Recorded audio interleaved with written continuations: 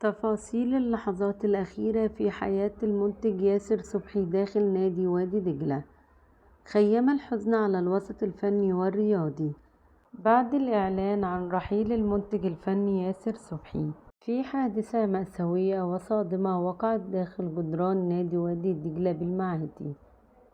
ووفقا للمعلومات الأولية تبين أن الراحل كان يتواجد بجوار حمام السباحة بالنادي، وحينما اختل توازنه بشكل مفاجئ سقط أرضا لترتطم رأسه بقوة بالأرض ليفقد الوعي تماما قبل أن يسقط داخل المياه ليفارق الحياة غرقا نتيجة هذه الصدمة العنيفة.